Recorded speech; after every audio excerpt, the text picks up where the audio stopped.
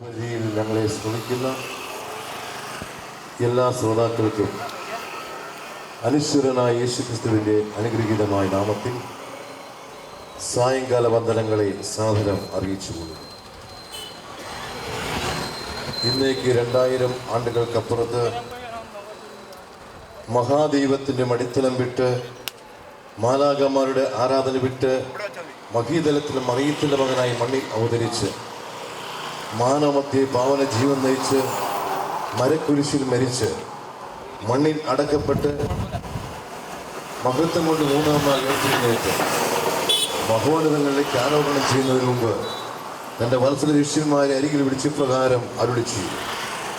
വിശുദ്ധ മത്തായി സുവിശേഷം 28-ാം അധ്യായത്തിൻ്റെ 18 വാക്യങ്ങൾ വായിക്കുമ്പോൾ, സ്വർഗത്തിലും ഭൂമിയിലും സകല അധികാരവും എനിക്ക് ലഭിച്ചിരിക്കുന്നുണ്ട്. ആകിയാൽ നിങ്ങൾ പുറപ്പെട്ടു പോയി സകല സൃഷ്ടിയോടും സുവിശേഷം പ്രസംഗിക്കുന്നു. വിശ്വസിക്കുന്നവനെ പിതാവിൻ്റെയും പുത്രൻ്റെയും പരിശുദ്ധാത്മാവിൻ നാമത്തിൽ സ്നാനം കഴിപ്പിച്ചും ഞാൻ നിങ്ങൾ ഉപദേശിക്കുകയും പഠിപ്പിച്ചുകൊണ്ടും സകല ജാതിയെയും ശിഷ്യരാക്കുന്നു. ഞാൻ ലോകാവസാനത്തോളം എല്ലാ നാളും നിങ്ങളോട് കൂടെ ഉണ്ട്. പ്രിയ സ്നേഹിതന്മാരെ,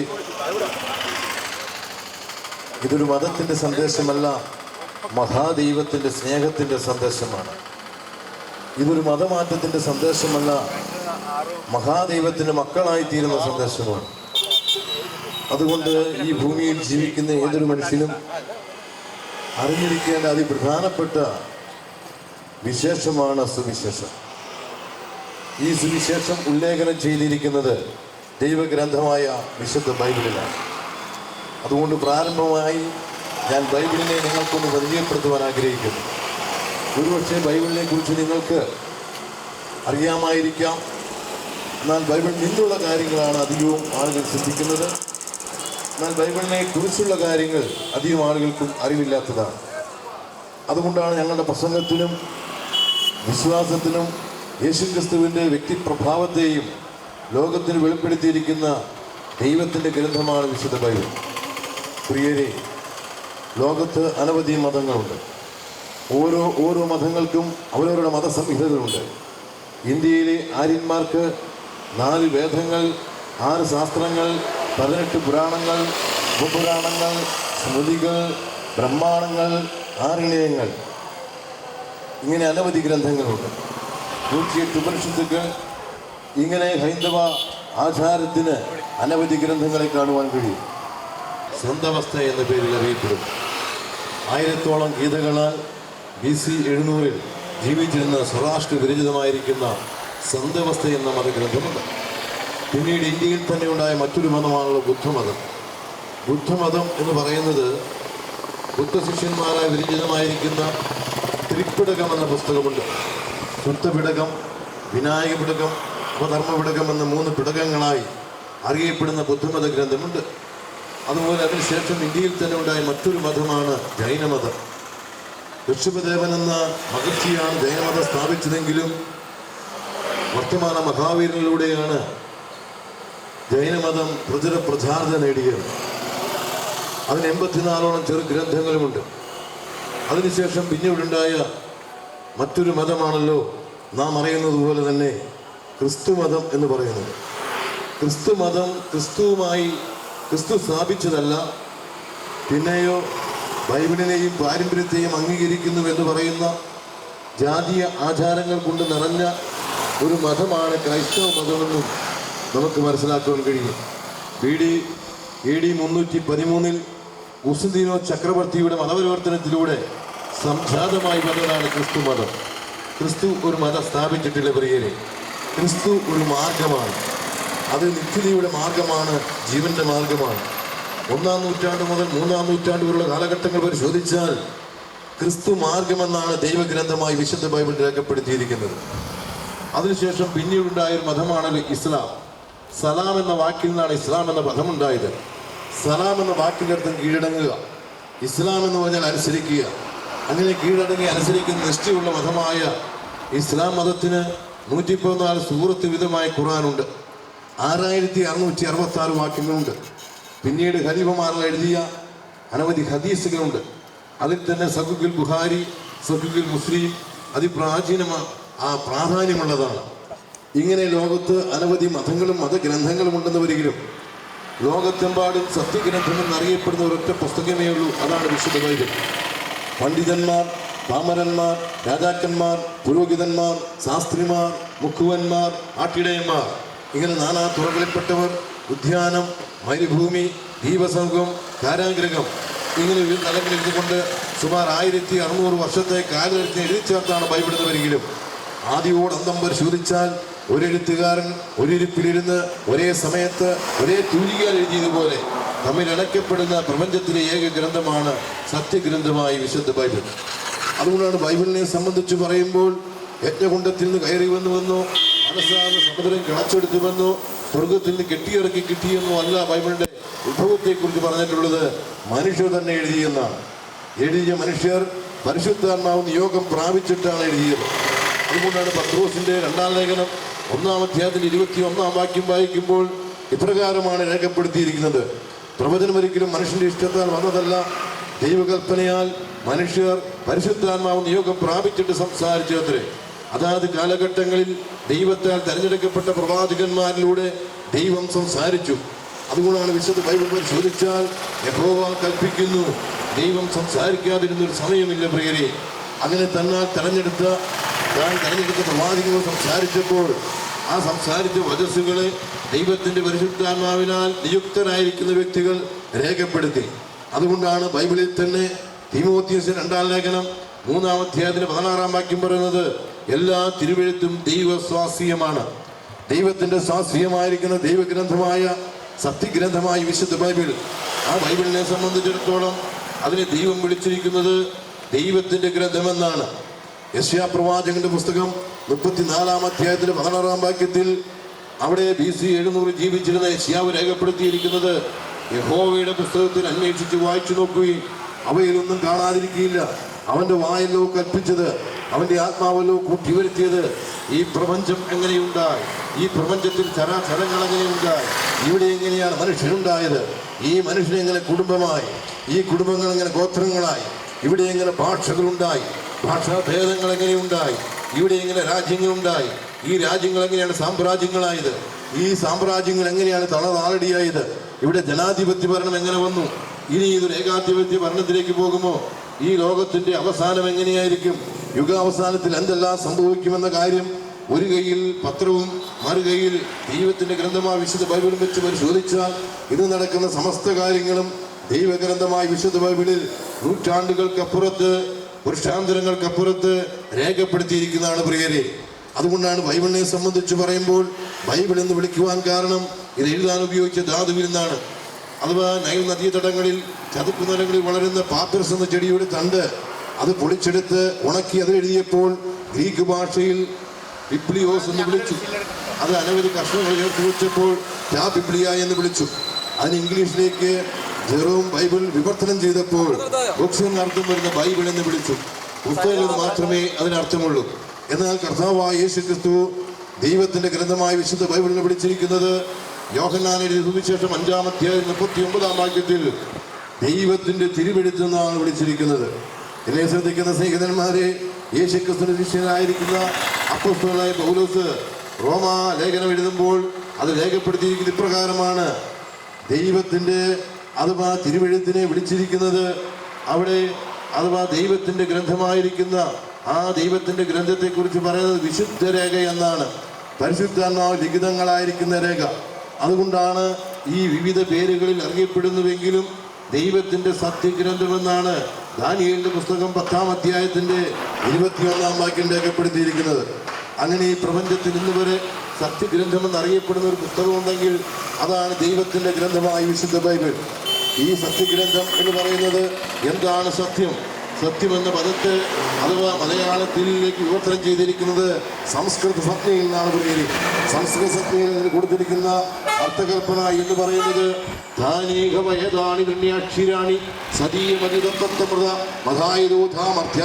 എന്നാണ്. അർത്ഥ എന്ന് പറഞ്ഞാൽ അമർത്ഥതയും തത്ത എന്ന് പറഞ്ഞാൽ അർത്ഥതയും രണ്ട് സമയങ്ങളിൽ ഒരുമിച്ച് വസിക്കുന്ന ഏക സത്താവിശേഷമാണ് സത്യം എന്ന് പറയുന്നത്. അതുകൊണ്ടാണ് ആ സത്യത്തെക്കുറിച്ച് പറയുമ്പോൾ ഉപനിഷത്തുക്കൾ പരിശോധിച്ചാൽ ബൃഹദാരണ്യക ഉപനിഷത്തിലും പറയുന്നത് സത്യം, ജ്ഞാനം, അനന്തം, ബ്രഹ്മമെന്നാണ്. ആ സത്യം എന്ന് പറയുന്നത് ഈശ്വരനാണ്. അതുകൊണ്ടാണ് ബൈബിളിൽ തന്നെ യിരെമ്യാവിന്റെ പുസ്തകം 10-ാം അധ്യായത്തിന്റെ 10-ാം വാക്യവും രേഖപ്പെടുത്തിയിരിക്കുന്നത്, യഹോവയോ സത്യദൈവം. അങ്ങനെ ലോകത്ത് അനവധി മിഥ്യാദൈവങ്ങൾ ദൈവമായിരിക്കുന്ന ഏകസത്യ ദൈവത്തെ ലോകത്തിന് വെളിപ്പെടുത്തിയിരിക്കുന്ന സത്യഗ്രന്ഥമാണ് ബൈബിൾ. അതുകൊണ്ടാണ് മർത്യ അമർത്യ ഭാവയോഗി, മർത്യവും അമർത്യവും അഥവാ ഒരു വ്യക്തിത്വത്തിൽ പ്രപഞ്ചത്തിൽ വെളിപ്പെടുന്ന ആ സത്യസ്വരൂപനായിരിക്കുന്ന ദൈവത്തെ ലോകത്തിന് വെളിപ്പെടുത്തിയിരിക്കുന്ന സത്യഗ്രന്ഥമാണ് വിശുദ്ധ ബൈബിൾ. അതുകൊണ്ടാണ് ബൈബിളിനോട് നിങ്ങൾ ചോദിക്കുക, ഈ പ്രപഞ്ചം എങ്ങനെയുണ്ടായെന്ന ചോദ്യത്തിന് ഇന്നോളം ഉത്തരം പറഞ്ഞിരിക്കുന്ന ദൈവഗ്രന്ഥം ബൈബിൾ മാത്രമാണ് പ്രിയരെ.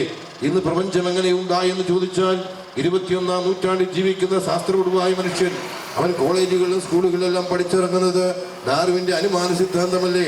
ഡാർവിന്റെ അനുമാന സിദ്ധാന്തം എന്ന് പറഞ്ഞാൽ ഈ ഭൂമി മുതൽ സൂര്യൻ വരെ വലിയൊരു പിണ്ഡമായിരുന്നുവെന്നും ആ പിണ്ഡം ഏതോ ഒരു കാരണത്താൽ പൊട്ടിത്തെറിച്ചുവെന്നാണ് അവർ പറയുന്നത്. എന്നാൽ എന്ത് കാരണമെന്ന് കണ്ടെത്തുവാൻ കഴിയാത്തത് കൊണ്ടല്ലേ ഇന്നും കോടിക്കണക്കിന് ഡോളർ മുടക്കി വിസ്ഫോട സിദ്ധാന്തം ആവിഷ്കരിച്ചു കൊണ്ടിരിക്കുന്നത്. അങ്ങനെ പൊട്ടിത്തെറിച്ചതൊരു കഷ്ണമാണ് പോലും നമ്മുടെ ഭൂമി. അങ്ങനെ ആ ഭൂമിയിൽ അനവധി കാലം മഴ പെയ്യാതിരുന്നു എന്നാണ് അവർ പറയുന്നത്. എന്തുകൊണ്ട് മഴ പെയ്യാതിരുന്നു എന്ന കാരണം ഇന്ന് വരെ ശാസ്ത്രജ്ഞർ കണ്ടെത്താൻ കഴിഞ്ഞിട്ടില്ല. പിന്നെ ഏതോ ഒരു കാരണത്താൽ മഴ പെയ്തുവെന്നാണ് പറയുന്നത്. ഏത് കാരണം കൊണ്ട് ഭൂമിയിൽ മഴ പെയ്തു എന്ന കാര്യവും ശാസ്ത്രജ്ഞർ കണ്ടെത്താൻ കഴിഞ്ഞിട്ടില്ല പ്രിയരെ. ആ ജലത്തിൽ നിന്നും ആദ്യമായി അമീബയുണ്ടായ ജീവന്റെ തുടിപ്പ്, വീണ്ടും അത് പരിണമിച്ചു. നാം അറിയുന്ന തൃപ്പാടി ജീവികളായി വീണ്ടും പരിണമിച്ചു. നാം കരയിലും കടലിലും ജീവിക്കുന്ന ഉപജീവികളായി വീണ്ടും പരിണമിച്ചു. നാം അറിയുന്ന പോലെ അഥവാ താഴ്ന്നവരെ കുരങ്ങുകളായി വീണ്ടും പരിണമിച്ചു. ജാവ മനുഷ്യൻ, നീണ്ടാർത്താൽ മനുഷ്യൻ, പീക്കിംഗ് മനുഷ്യൻ, ഹോമോ സാപ്പിയൻസ് വർഗത്തിൽപ്പെട്ട ആധുനിക മനുഷ്യനുണ്ടായി എന്ന് IAS-കാരും IPS-കാരും ഡോക്ടർമാർ, എഞ്ചിനീയർമാർ അടക്കമുള്ള ബുദ്ധിജീവികൾ അവകാശപ്പെടുന്നവരടക്കം പണ്ഡിത പാമര വ്യത്യാസമില്ലാതെ സ്കൂളുകളിലും കോളേജുകളിലും പഠിപ്പിക്കുമ്പോൾ ആധുനിക ശാസ്ത്രം ജീൻ കണ്ടെത്തി പ്രിയരെ. ജീൻ കണ്ടെത്തി കഴിഞ്ഞപ്പോൾ അങ്ങനെ കേവലം കുരങ്ങിൽ നിന്നാണ് മനുഷ്യനുണ്ടായതെങ്കിൽ എന്തുകൊണ്ട് കുരങ്ങിന്റെ ജീനും മനുഷ്യന്റെ ജീനും തന്നെ ചേരുന്നില്ല? ഉത്തരം പറയുവാൻ ഇന്ന് വരെ ശാസ്ത്രത്തിന് കഴിഞ്ഞിട്ടില്ല.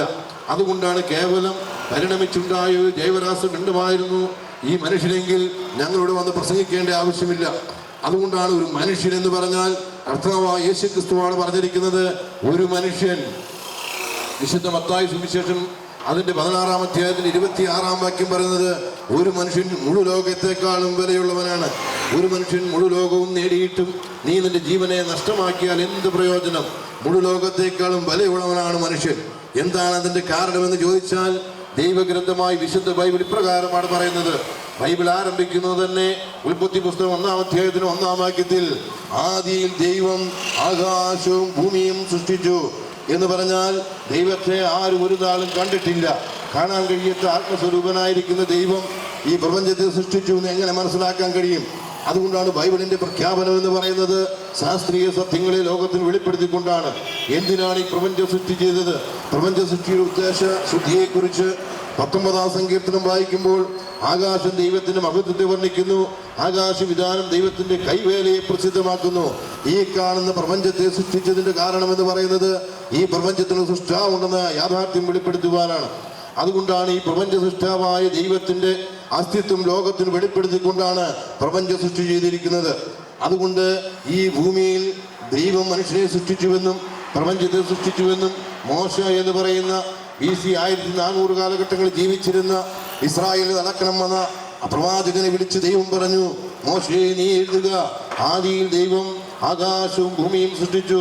പ്രിയരെ, മോശ എഴുതി വെച്ചത് ഇപ്രകാരമാണ്, ആദിയിൽ ദൈവം ആകാശവും ഭൂമിയും സൃഷ്ടിച്ചുവെന്ന് എബ്രായ ഭാഷക്കാരായ മോശ എഴുതി വെച്ചു. ഏലോഹീം എന്ന പദമാണ് ദൈവത്തിന് ഉപയോഗിച്ചിരിക്കുന്നത്. ഏലോഹീം എന്ന പദം എബ്രായ ഭാഷ ശാസ്ത്രവിധി പ്രകാരം പറഞ്ഞാൽ 4 ആയി വർദ്ധിക്കാത്തതും 2 ആയി ചുരുങ്ങാത്തതുമായ ത്രിവാചിക ശബ്ദമാണ്. അതുകൊണ്ടാണ് കർത്താവായ യേശു ക്രിസ്തു മാനവത്രാണനാർത്ഥം മരക്കുരിശിൽ പരമയാഗമായി തീരുമ്പോൾ ആ ക്രൂശിൽ കിടന്നുകൊണ്ട് യേശു ക്രിസ്തു വിളിച്ചു, എലോഹി എലോഹി ലമ്മാ ശബക്താനി, എൻ്റെ ദൈവമേ നീ എന്നെ കൈവിട്ടത്. ദൈവം എന്ന പദത്തിന് ഏലോഹീം എന്ന പദം ഉപയോഗിച്ചിരിക്കുമ്പോൾ 4 ആയി വർദ്ധിക്കാത്തതും 2 ആയി ചുരുങ്ങാത്തതുമായ ത്രിവാചിക ശബ്ദമാണ് പ്രിയരെ. അതുകൊണ്ടാണ് സ്വർഗത്തിലെ ദൈവത്തെ സാറാഫുകളും മൂപ്പന്മാരും ആരാധിക്കുന്നത് പ്രകാരമാണ്. 2 കൊണ്ട് മുഖം മറച്ച്, 2 കൊണ്ട് പാദം മൂടി, 2 ചിറക് കൊണ്ട് പറന്നു നിന്ന് സർവാരാധനായിരിക്കുന്ന അടുത്തുകൂടാത്ത പ്രകാശമൊക്കെ അത്യന്ത ശക്തിയായ ദൈവത്തെ യഹോവയായ ദൈവം, സൈന്യങ്ങളുടെ ദൈവമായ യഹോവ പരിശുദ്ധൻ പരിശുദ്ധൻ പരിശുദ്ധൻ. 4 പറഞ്ഞ് കൂട്ടിയിട്ടില്ല, 2 പറഞ്ഞ് നിർത്തിയിട്ടില്ല. എന്താണ് കാരണമെന്ന് ചോദിച്ചാൽ 3 വ്യക്തിത്വങ്ങളുടെ സാരസത്യയായിരിക്കുന്ന ഏകസത്യ ദൈവമാണ് എലോഹീം. അതുകൊണ്ടാണ് പ്രപഞ്ചത്തിൽ ദൈവത്തെ ലോകത്തിന് വെളിപ്പെടുത്തുവാൻ ദൈവം മനുഷ്യനായി അവതരിക്കുമെന്ന കർത്താവായ യേശു ക്രിസ്തു മാനിന്റെ പാപത്തിന്റെ പരിഹാരം വരുത്തി മരിച്ചുകൊണ്ട് ഉയർത്തെഴുന്നേറ്റ ശേഷം ശിഷ്യന്മാർക്ക് നിയോഗം കൊടുത്തപ്പോൾ അന്ത്യനിയോഗത്തിൽ തന്റെ ശിഷ്യന്മാരോട് പറഞ്ഞയച്ചത് സ്വർഗത്തിലും ഭൂമിയിലും സകലാധികാരം ലഭിച്ചിരിക്കൊണ്ട് നിങ്ങൾ പുറപ്പെട്ടു പോയി സകല സൃഷ്ടിയോടും സുവിശേഷം പ്രസംഗിക്കണം. വിശ്വസിക്കുന്നവനെ പിതാവിൻ്റെയും പുത്രൻ്റെയും പരിശുദ്ധാത്മാവിൻ്റെയും നാമത്തിൽ ജ്ഞാനസ്നാനം കഴിപ്പിക്കണം. എന്നെ ശ്രദ്ധിക്കുന്ന സ്നേഹിത, പിതാവിൻ്റെയും പുത്രൻ്റെയും പരിശുദ്ധാത്മാവിൻ്റെയും നാമത്തിൽ എന്നാണ് പറഞ്ഞത്. നാമങ്ങളിൽ എന്നല്ല പ്രിയരെ. എന്ന് പറഞ്ഞാൽ 1+1 3 1 3 ആളത്വങ്ങളിൽ ഏകത്വമായി വസിക്കുന്ന ഏക ആത്മസത്യയായ ദൈവം ഈ പ്രപഞ്ചം സൃഷ്ടിച്ചു എന്നതിന്റെ യാഥാർത്ഥ്യമല്ലേ? ഈ പ്രപഞ്ചത്തിന്റെ ഏറ്റവും ചെറിയ കണിക എന്ന് പറയുന്നത് ഒരു ആറ്റമല്ലേ? ഒരു ആറ്റം എന്ന് പറഞ്ഞാൽ ന്യൂട്രോൺ, ഇലക്ട്രോൺ, പ്രോട്ടോൺ 3 സെല്ലുകൾ ഒന്നായിരിക്കുന്നു. കാണപ്പെടാത്ത വസ്തുക്കളാൽ കാണപ്പെടുന്ന പ്രപഞ്ചത്തെ സൃഷ്ടിച്ചുവെന്ന് ഇന്നേക്ക് 2000 ആണ്ടുകൾക്കപ്പുറത്ത് അപ്പോസ്തലനായ പൗലോസ് രേഖപ്പെടുത്തിയിരിക്കുന്നു. അഥവാ എബ്രായ ലേഖനം 11-ാം അധ്യായത്തിന് 3-ാം വാക്യത്തിൽ കാണപ്പെടാത്ത വസ്തുക്കളാൽ കാണപ്പെടുന്ന പ്രപഞ്ചത്തെ തന്റെ വചനത്താൽ സൃഷ്ടിച്ചിരിക്കുന്നു. അതുകൊണ്ടാണ് യോഹന്നാൻ പറയുകയാണ്, യോഹന്നാന്റെ സുവിശേഷം 1-ാം അധ്യായത്തിന്റെ 1-ാം വാക്യം രേഖപ്പെടുത്തുന്നത്, ആദിയിൽ വചനമുണ്ടായിരുന്നു, വചനം ദൈവത്തോട് കൂടെ ആയിരുന്നു, വചനം ദൈവമായിരുന്നു, ആ വചനം മുഖാന്തരം സർവവും സൃഷ്ടിക്കപ്പെട്ടു, അവനെ കൂടാതെ ഒന്നും സൃഷ്ടിക്കപ്പെട്ടില്ല, അവനിൽ ജീവൻ ഉണ്ടായിരുന്നു, ജീവൻ മനുഷ്യരുടെ വെളിച്ചമായിരുന്നു. അർത്ഥാൽ സർവസൃഷ്ടാവായിരിക്കുന്ന വചനഭാവമായിരിക്കുന്ന പിതാ പുത്ര പരിശുദ്ധാത്മാവെന്ന് 3 ആളത്വങ്ങളിൽ ഏകത്വമായി വസിക്കുന്ന ഏക ആത്മസത്യയായ ദൈവം പ്രപഞ്ചം സൃഷ്ടിച്ചു എന്ന് പറയുമ്പോൾ എന്നെ ശ്രദ്ധിക്കുന്ന പ്രിയർക്ക് വേണ്ടി ഒരു ചോദ്യം ചോദിക്കാം. അങ്ങനെയെങ്കിൽ ദൈവത്തെ ആരാണ് സൃഷ്ടിച്ചത്? ഈ ദൈവം എന്നാണ് ഉണ്ടായത്? ന്യായമായ ചോദ്യമാണ്. അതുകൊണ്ടാണ് സത്യഗ്രന്ഥത്തോട് നിങ്ങൾ ചോദിച്ചാൽ ആ സത്യഗ്രന്ഥം അതിന് മറുപടി പറയുന്നുണ്ട്. കർത്താവായ യേശു ക്രിസ്തു എന്ന സത്യദൈവം പ്രപഞ്ചത്തിലേക്ക് വന്നപ്പോൾ താൻ എന്നുണ്ടായി എന്ന ചോദ്യത്തിന്, ആ വചനം എന്തുണ്ടായിരുന്നു എന്ന ചോദ്യത്തിന് ഉത്തരം പറയുകയാണ്. അവിടെ പറഞ്ഞിരിക്കുന്നത് ഇപ്രകാരമാണ്. വിശുദ്ധ യോഹന്നാന്റെ സുവിശേഷം 5-ാം അധ്യായത്തിന്റെ 26-ാം വാക്യത്തിൽ, പിതാവിന് തന്നിൽ തന്നെ ജീവനുള്ളതുപോലെ പുത്രനും തന്നിൽ തന്നെ ജീവനുണ്ട് എന്ന് പറഞ്ഞാൽ തന്നിൽ തന്നെ ജീവനുള്ള സ്വയംഭൂവായിരിക്കുന്ന ദൈവമാണ്. ദൈവമില്ലാത്തൊരു കാലമില്ല പ്രിയരെ. അതുകൊണ്ടാണ് ദൈവം നിത്യനാണ്. അതുകൊണ്ട് ഇപ്രകാരം മോശെ എഴുതുകയാണ്, നീ ഭൂമിയെയും ഭൂമണ്ഡലത്തെയും നിർമ്മിക്കുന്നതിന് മുമ്പ് അനാദിയായും ശാശ്വതമായും ദൈവം, ഈ പ്രപഞ്ചത്തിൽ അനാദിയായി ശാശ്വതമായ ദൈവം, തന്നത്തിന് ജീവനുള്ള ദൈവം, ആ ദൈവമാണ് പ്രപഞ്ചം സൃഷ്ടിച്ചത്. ആ ദൈവം ഒരു വ്യക്തിയാണോ ശക്തിയാണോ? ന്യായമായ ചോദ്യമാണ്. പരാശക്തിയാണെന്ന് പലരും പറയുന്നു. പരാശക്തിയാണെങ്കിൽ നമുക്കതിനോട് ബന്ധപ്പെടാൻ കഴിയുമോ? വൈദ്യുതി ഒരു ശക്തിയാണ്, കാറ്റൊരു ശക്തിയാണ്, അനവധി പ്രകൃതി ശക്തികളുണ്ട്. എന്നാൽ മനുഷ്യന് അടുത്ത് ചെല്ലുവാൻ, അഭയം ചെല്ലുവാൻ, അപേക്ഷകൾ നിരത്തി വയ്ക്കുവാൻ അഥവാ വ്യക്തിത്വമുള്ള, സ്നേഹമുള്ള, അഥവാ സൃഷ്ടാവായ ദൈവത്തെയാണ് ആവശ്യം. അതുകൊണ്ടാണ് ടാഗോർ ഒരിക്കൽ പറഞ്ഞത്, മനുഷ്യന് അഥവാ ആരാധിക്കുവാൻ, മനുഷ്യന് പിൻപറ്റുവാൻ കഴിയുന്ന ദൈവം ജീവനുള്ള ദൈവമായിരിക്കണം. ആ ദൈവം മനുഷ്യനെ സൃഷ്ടിച്ച ദൈവമായിരിക്കണം. അതുകൊണ്ടാണ് ഉണ്ടാകട്ടെ എന്ന ഉച്ചാരണത്താൽ തനി താര സൂര പാര പർവ്വതകൃതമായ ഈ ബ്രഹ്മാണ്ഡ കടാകത്തിന് ജന്മം കൊടുത്ത ദൈവം ഒന്ന് കൽപ്പിച്ചിരുന്നുവെങ്കിൽ ഞാനും നിങ്ങളും ഉണ്ടാകുമായിരുന്നു. എന്നാൽ തന്റെ കരുത്തുറ്റ കരാങ്കുരുടെ കൗനികമായി കാമികലാവസ്തുവായി ദൈവം മണ്ണുകൊണ്ട് മനുഷ്യനെ മെനഞ്ഞു. അതുകൊണ്ടാണ് ഒരു മനുഷ്യൻ എന്ന് പറഞ്ഞാൽ അവന്റെ ശരീരം അതുമായി മണ്ണിൽ എടുത്ത മൂലകങ്ങളല്ലേ പ്രിയരെ. ആ മൂലകങ്ങളെ സംബന്ധിച്ചിടത്തോളം മനുഷ്യ നീ മണ്ണാകുന്നു, മണ്ണിലേക്ക് തിരികെ ചേരും. മൂലകങ്ങൾ ഒരിക്കലും ഇല്ലാതായി തീരുന്നില്ല പ്രിയരെ. അതുപോലെ ദൈവത്തിന്റെ ജീവശ്വാസമൂലി. അതുകൊണ്ടാണ് മനുഷ്യനിൽ ഇന്ന് പ്രവർത്തിച്ചു കൊണ്ടിരിക്കുന്ന ഊർജം എന്ന് പറയുന്നത്. ആ ഊർജം ജീവനല്ലേ? ആ ജീവൻ എവിടെയാണ് കുടികൊള്ളുന്നത് ചോദിച്ചാൽ ഇന്ന് വരെ ഉത്തരം പറഞ്ഞിരിക്കുന്ന ദൈവഗ്രന്ഥമാണ്. ലേവ്യ പുസ്തകം 17-ാം അധ്യായത്തിന്റെ 14-ാം വാക്യം പറയുന്നത് ഇപ്രകാരമാണ്, മനുഷ്യന്റെ ജീവൻ രക്തത്തിലല്ലോ അടങ്ങിയിരിക്കുന്നത് എന്ന് പറഞ്ഞ സകല ജഡത്തിന്റെയും ജീവനാധാരമായിരിക്കുന്ന രക്തമാണ്. അതൊരു ഊർജമാണെന്നും അതില്ലാതായി തീരുന്നില്ല എന്ന് പറഞ്ഞാൽ മരണം കൊണ്ട് അവസാനിക്കുന്നതല്ല, ഊർജം പുതുതായി ഉണ്ടാകുന്നില്ല, ഇല്ലാതായി തീരുന്നുമില്ല എന്ന് ശാസ്ത്രം സമ്മതിച്ചിട്ടുണ്ട്. അതുപോലെ ദൈവത്തെ സംബന്ധിച്ച് പറയുമ്പോൾ ദൈവം ആത്മാവാകുന്നു. ആത്മാവായ ദൈവം മനുഷ്യനെ മണ്ണുകൊണ്ട് വനഞ്ഞ് ജീവശ്വാസമൂതി അവന്റെ ഉള്ളിൽ ആത്മാവിനെ നിർമ്മിച്ചു എന്നാണ് സക്രിയ പ്രവചനം 12-ാം അധ്യായത്തിന് 1-ാം വാക്യം പറയുന്നത്. അങ്ങനെയെങ്കിൽ ആത്മാവെന്ന അകമനുഷ്യനെ ദൈവം മനുഷ്യന് മാത്രമേ നൽകിയിട്ടുള്ളൂ. അതുകൊണ്ടാണ് എന്നെ ശ്രദ്ധിക്കുന്ന സ്നേഹിതന്മാരെ, ആഴ്വാഞ്ചേരി തമ്പ്രാക്കളുമുണ്ട്, അയ്യം പുരയിലുമുണ്ട് ആത്മാവ്. ആത്മാവിന് യാതൊരു വ്യത്യാസവുമില്ല. ഈ ഭൂമിയിലെ ഏതൊരു മനുഷ്യനും ആത്മാവുള്ളവനാണ്. ആത്മാവുള്ള മനുഷ്യൻ പ്രപഞ്ചത്തിലെ സൃഷ്ടിയുടെ മകുടമായ മനുഷ്യൻ. ഈ മനുഷ്യനെ സംബന്ധിച്ചിടത്തോളം ഒരുപക്ഷെ ആത്മാവുണ്ടെന്ന് പറയുമ്പോൾ ആധുനിക ശാസ്ത്രം തന്നെ സമ്മതിച്ചിട്ടുണ്ട് പ്രിയരെ. കാരണം മരണാസന്നരായ രോഗികളെ അമേരിക്കയിലെ മസാച്യുസെറ്റ്സ് ആശുപത്രി ഡങ്കൻ മക്ടോവൽ ഡോക്ടർ അദ്ദേഹം തൂക്ക പരിശോധന നടത്തി. മരണത്തിന് ശേഷവും അതുപോലെ മരണത്തിന് മുമ്പും അദ്ദേഹം മനുഷ്യന് ആത്മാവുണ്ടോ എന്നറിയുവാൻ, അഥവാ ഒരു ഭാരനഷ്ടം സംഭവിക്കുന്നുണ്ടോ എന്നറിയുവാൻ മരണത്തോടുകൂടെ നിരീക്ഷിക്കുവാനിടയായി തീർന്നു. അപ്പോൾ അദ്ദേഹത്തിന് മനസ്സിലായി ഒരു ഭാരനഷ്ടം സംഭവിക്കുന്നുണ്ട്. ആ ഭാരനഷ്ടം എത്രയെന്ന് മനസ്സിലാക്കുവാൻ അദ്ദേഹത്തിന് കഴിഞ്ഞില്ല. എന്നാൽ അദ്ദേഹത്തിന് സഹപ്രവർത്തനായ സ്പാനിഷ് ഡോക്ടർ ജാക്സൺ ഒലാബ് അദ്ദേഹം വീണ്ടും അതിനെക്കുറിച്ച് പഠനം നടത്തി. അങ്ങനെ പ്രത്യേകം ഇലക്ട്രോണിക് സ്പ്രിംഗ് ത്രാസിൽ മരണത്തിന് മുമ്പും മരണശേഷവും വിവിധ പ്രായങ്ങളിൽപ്പെട്ടവരെ തൂക്ക പരിശോധനയ്ക്ക് വിധേയമാക്കിയപ്പോഴാണ് അവർക്ക് ആ സത്യം കണ്ടെത്തുവാൻ കഴിഞ്ഞത്. മനുഷ്യന്റെ ആത്മാവിന്റെ തൂക്കം എന്ന് പറയുന്നത് 21 ഗ്രാമാണ് പ്രിയരെ. ഏതൊരു മനുഷ്യനിലും 21 ഗ്രാം തൂക്കമുള്ള ഒരു ആത്മാവുണ്ടെന്ന് ശാസ്ത്രം തന്നെ തെളിയിച്ചിരിക്കുന്നു. ഈ 21 ഗ്രാം എന്തുകൊണ്ട് ഈ തൂക്കമുള്ള വസ്തുവിനെ കാണാൻ കഴിയുന്നില്ല? വീണ്ടും ജർമ്മനിലെ ഡോക്ടർ ഹാരിക്ടൺ അദ്ദേഹം വീണ്ടും പഠനം നടത്തി. ആ പഠനത്തിലാണ് മനസ്സിലായത് അതൊരു വാതക രൂപമാണ്. അതുകൊണ്ടാണ് വാതക രൂപത്തെ മനുഷ്യ കണ്ണുകൾ കൊണ്ട് കാണാൻ കഴിയില്ല. മനുഷ്യ കണ്ണുകൾക്ക് പരിമിതിയുണ്ട് പ്രിയരെ. ത്രിമാനങ്ങൾക്ക് വിധേയമായി വസ്തുവിനെ നമ്മുടെ കണ്ണ് പ്രതിബിംബമാക്കിയുള്ളൂ. അതുകൊണ്ട് കണ്ടില്ല എന്ന കാരണത്താൽ ആത്മാവില്ല എന്ന് പറയുവാൻ ഒരു ബുദ്ധിജീവിക്കും ഇന്ന് കഴിയാത്ത അവസ്ഥയിൽ ശാസ്ത്രം തെളിയിച്ചിരിക്കുകയാണ്. അതുകൊണ്ടാണ് ഈ ആത്മാവെന്ന് പറയുന്നത് കേവലം ഒരു കാറ്റല്ല. പലരും ധരിച്ചു വെച്ചിരിക്കുന്നത് ഈ ഭൂമിയിൽ ഇങ്ങനെയൊക്കെ ജീവിച്ച് എങ്ങനെയെങ്കിലും ഒരു നാൾ മരിച്ചാൽ ഒരു കാറ്റങ്ങ് പോയി എന്നാണ്. എന്നാൽ ദൈവത്തിന് ഗ്രന്ഥം പറയുന്നത്, കൊരിന്ത്യർക്കെഴുതിയ 2-ാം ലേഖനം 4-ാം അധ്യായത്തിന്റെ 16-ാം വാക്യം പറയുന്നത് ഇപ്രകാരമാണ്. അപ്പോസ്തലനായ പൗലോസ് പറയുകയാണ്, എൻ്റെ ഈ ശരീര മനുഷ്യൻ ഇങ്ങനെ പുറമേ അഥവാ ക്ഷയിച്ചു പോയാലും എൻ്റെ ആത്മ മനുഷ്യൻ അഥവാ നാൾക്കുനാൾ അഥവാ ബലപ്പെട്ടുകൊണ്ടിരിക്കുമെന്നാണ് പറയുന്നത്. അപ്പം മനുഷ്യൻ എന്ന് പറഞ്ഞാൽ മരണം ചെയ്യാൻ കഴിയുന്നവരാണ്. അതുകൊണ്ടാണ് ഇതിനെക്കുറിച്ച് അറിയുവാൻ അമേരിക്കയിലെ തന്നെ വില്യം ബെർണാണ്ടും എയർ വാട്ടേഴ്സ് ഡോക്ടറും കൂടി വിൽസണി ക്ലൗഡ് ചേംബർ എന്ന പ്രത്യേക പരീക്ഷണ പേടകം നിർമ്മിച്ചു. ആ പ്രത്യേക പരീക്ഷണ പേടകത്തിൽ അഥവാ മരണത്തോടുകൂടി ഒരു വ്യക്തിയെ നിരീക്ഷിച്ചപ്പോൾ ആ ശരീരം മരണം വഴി ഇങ്ങനെ പഞ്ചഭൗതികമായ ശരീരം കിടക്കുമ്പോൾ ഇതാ നിവർന്നു നിൽക്കുന്ന ഒരു ആത്മമനുഷ്യൻ. എന്നെ ശ്രദ്ധിക്കുന്ന സ്നേഹിതന്മാരെ, ഇന്നേക്ക് 2000 ആണ്ടുകൾക്കപ്പുറത്ത് ദൈവഗ്രന്ഥം എഴുതി വെച്ചിട്ടുണ്ട്. അഥവാ ഈ മനുഷ്യൻ എന്ന് പറയുന്നത് രണ്ട് ആത്മസത്ത, ഒരു ആത്മമനുഷ്യനും ജഡമനുഷ്യൻ കൂടി ചേർന്നാണ്. അതുകൊണ്ടാണ് മനനം ചെയ്യാൻ കഴിയുന്ന ആ മനുഷ്യൻ, ആഴിയടക്കുന്ന മനുഷ്യൻ, ആകാശം കീഴടക്കുന്ന മനുഷ്യൻ, മൂല്യമേറിയ മനുഷ്യൻ. ഈ മനുഷ്യനെ സംബന്ധിച്ച് പറയുമ്പോൾ മറ്റ് ജീവജാലങ്ങളെയെല്ലാം ഭരിക്കുന്ന മനുഷ്യൻ. ഈ മനുഷ്യൻ എന്തുകൊണ്ട് ഭരിക്കുന്നു? ചോദിക്കൂ നിങ്ങൾ മതങ്ങളോട്. എന്തുകൊണ്ടാണ് മനുഷ്യൻ മരിക്കുന്നത്?